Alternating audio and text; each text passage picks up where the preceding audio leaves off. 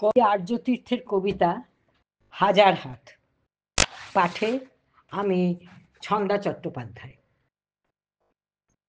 আমায় ডেকেছ কন্যা? দরজার বাইরেতে বললেন যিনি, তিনি মহাভারতকার কৃষ্ণদ্বৈপায়ন ব্যাস।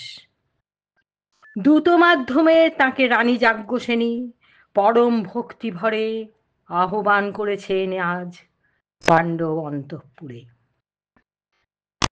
বাইরে বেরিয়ে এসে পাদ্য অর্ঘ্য দেন রানী দ্রৌপদী।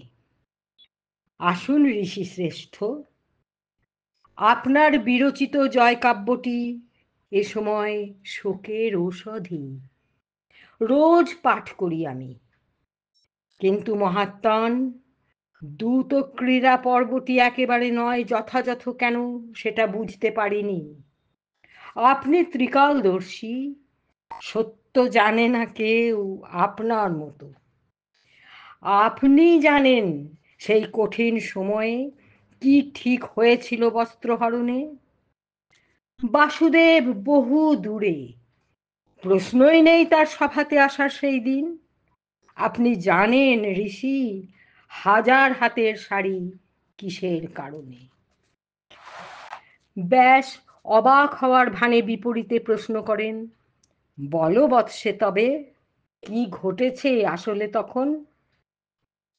আপনি জানেন মহামুনি, পাশা খেলেন মাতুল শকুনি, কর্ণ দুর্যোধন হাসে প্রতি জয় লাভে, যুধিষ্ঠির দাস হয়েছেন শৃঙ্খল পরানো তার পায়ে। এ কথাও ভুলেছেন লিখতে কোনোভাবে। শৃঙ্খল না পড়ালে সেই দিনই রাজসভা তছনছ করে দিত বাকি চার স্বামীরা আমার।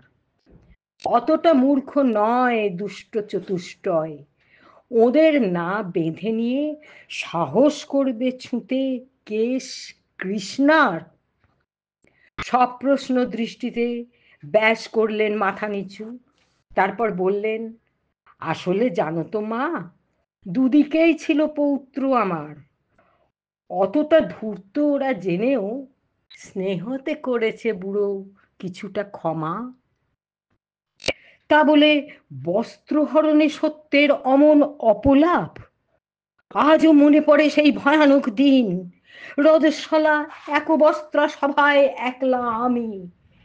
দুঃশাসন বাড়িয়েছে হাত, সভায় সবার সামনে আমাকে করবে বস্ত্রহীন।